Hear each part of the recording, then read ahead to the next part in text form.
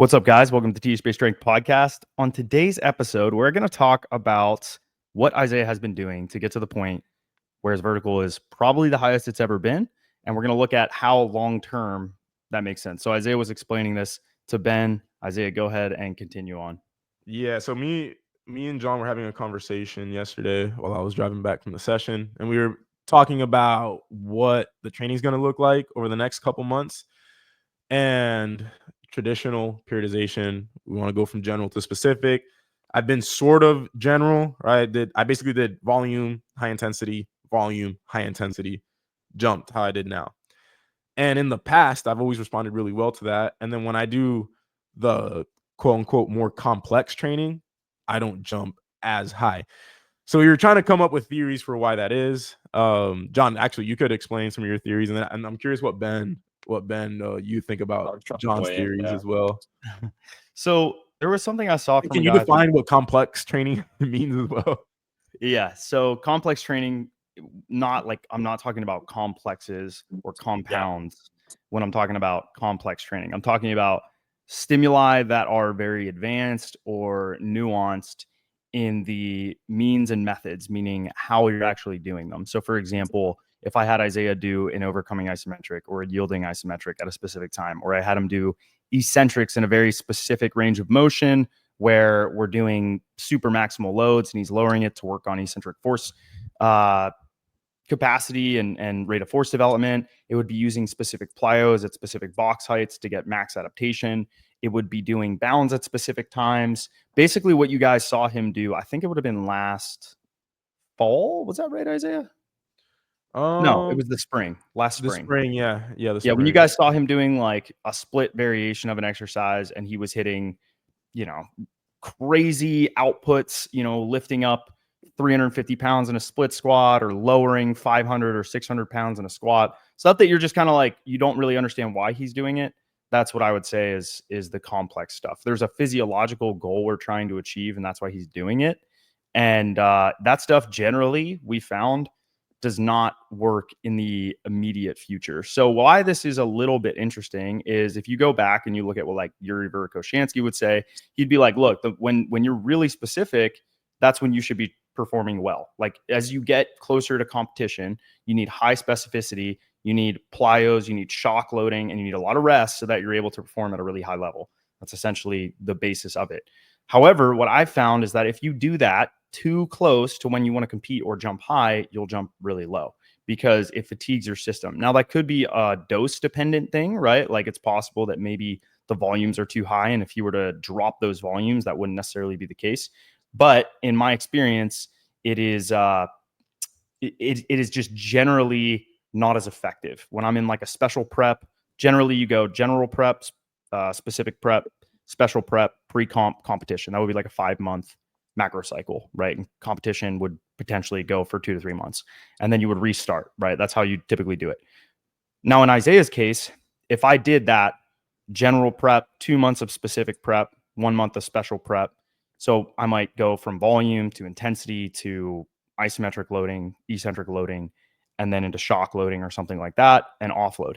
He would not jump super well. We've tried this numerous times. We tried it in 2021. We tried it in 2022. We tried it, would have been this past year in dunk camp. Maybe not 2022. Maybe it was 2021 and then this past year. Generally, he gets hurt, he gets banged up, and he doesn't jump high. Part of that could be, again, it could be the dosage. It could be the fact that he's jumping too much during these really specific cycles. And that's also something that I've concluded yesterday. And then on top of that, we realized that he jumps his best during relatively general cycles, meaning if it is something that is, and it does make sense because you're balancing qualities, but he, let's say, for example, he did volume, intensity, no eccentric work, no asymmetric work, no plyos, right? You'd look at that and you'd say, well, that's very general, right? That's almost beyond general. He's just doing gen prep and jumping, and he's jumping super high. And you might conclude, well, why not just keep doing that? Obviously, it's working. Why not just keep repeating that? Rinse, wash, repeat. I see guys do this. Guys, in fact, they do that. People do that all the time.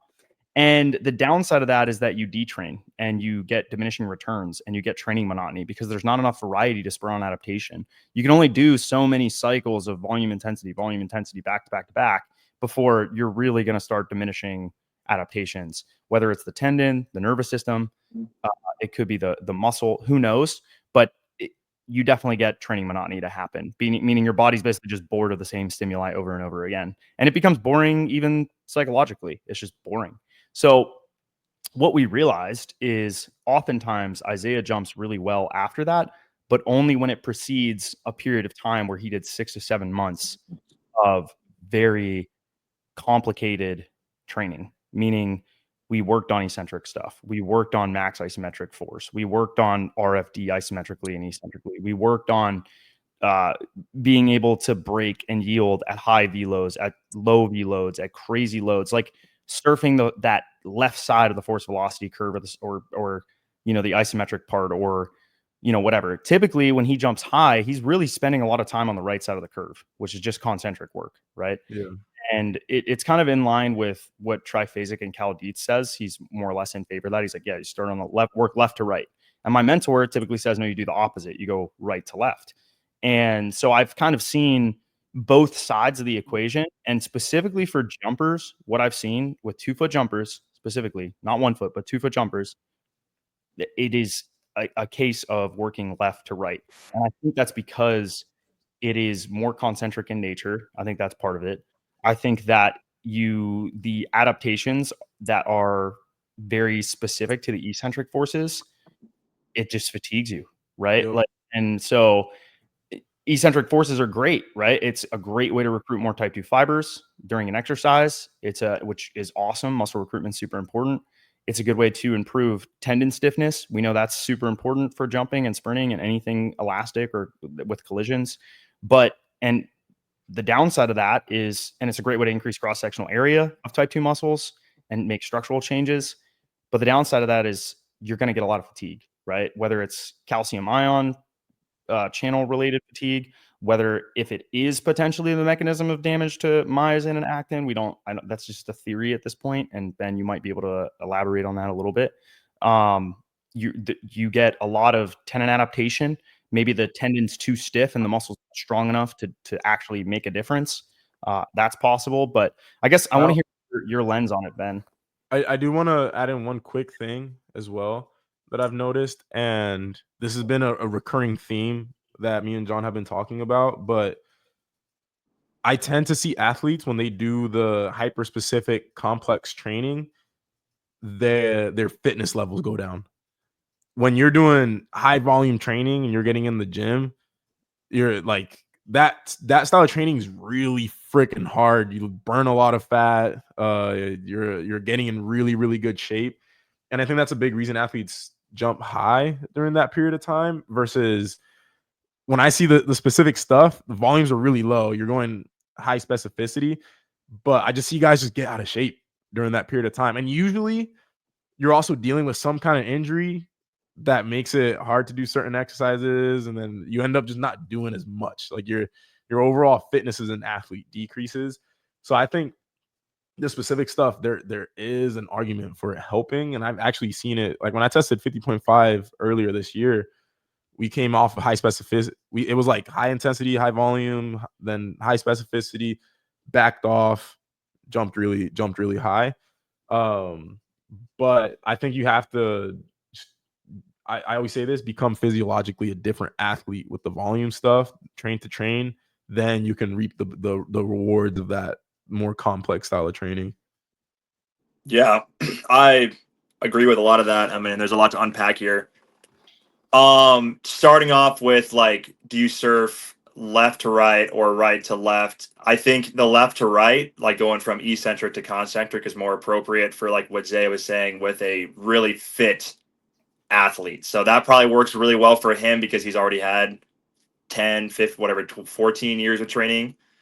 And then like you were saying, John, that eccentric stuff, that takes a while to dissipate. So like the reason probably why Zay jumps so high going from the eccentric, isometric, concentric versus the reverse is because you're giving it him time to recover a little bit, and you're getting that recovery because the reason why eccentrics cause so much fatigue is because of calcium ion related fatigue due to the stretch-induced calcium ion channels. So the eccentric contraction, you're getting a stretch, a displacement of that actin and myosin, and that's allowing calcium to flow into the membrane.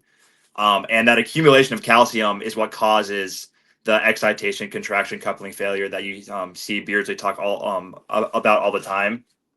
And then that leads to like the downstream effects of like different enzymes, like degrading the muscle fiber and the membrane. I was going to ask that. Is that What's up? actually is it still valid these days to say that muscles are damaged when you lift and there's like oxidative stress that results in damage to enzymes and things like that? Is that accurate or is that not accurate? Because that's what we were muscle talking damage is. Muscle damage occurs, yes, but I think the discrepancy is muscle damage does not cause hypertrophy. That hypertrophy is a biochemical signal from like mTOR and whatever the other pathways are. So muscle damage occurs from the calcium ions and like the damage to the sarcomeres, but that's not a signal for hypertrophy. I think is where the discrepancy lies. Like you have to repair the damage first. What you're doing. It's a consequence. Yeah, it'll always be a consequence with any sort of sustained contractions. Like in the gym, you're always gonna get some level of muscle damage, and obviously, however much volume you do will superimpose more damage if you add more volume, or if you do something super intense like the super maximal eccentric. But you have to repair the damage first, and then you can get the hypertrophy. Like you want to have a positive protein balance. You want to have a protein synthesis exceeding protein breakdown. And I think that's where it's possible he's doing more damage than he can recover from. Yeah, probably. Like not only damage to the physical fibers, but just the nervous system. Like not damage per se, but it's just really fatigued. Because you can't superimpose. You're just going to get back to baseline and then dip down and baseline and dip down. You're never going to exceed baseline if you keep staying. Or it takes a while to like super compensate to get the repeated bout effect from so many eccentric contractions. Yeah, and shoot, that reminds me. So it's really good. I mean, it's still great, but you have to give it time to actualize. That reminds me of this Monday.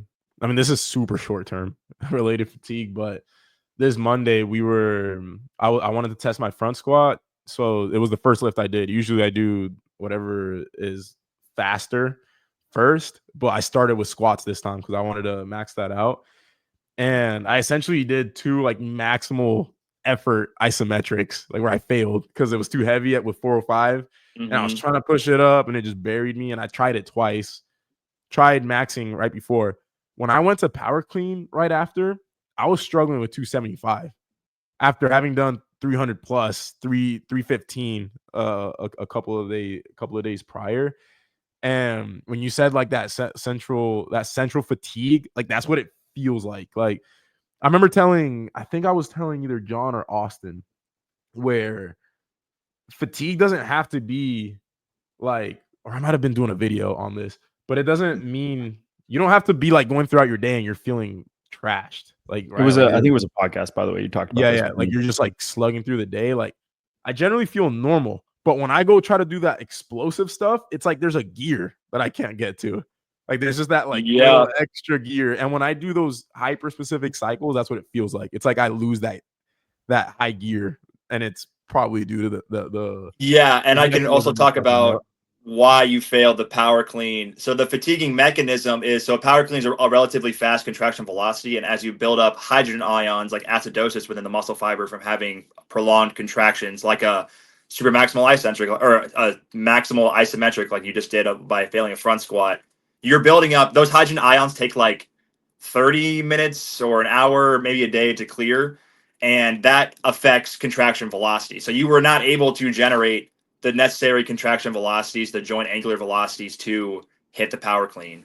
And plus, you probably also had some phosphate ions build up, and the phosphate ions decrease muscle fiber force. So you probably just weren't able to produce the actual force needed to. So hydrogen ions, I think, clear pretty fast though, Ben. Like acidosis, I think acidosis clears really fast. Yeah, it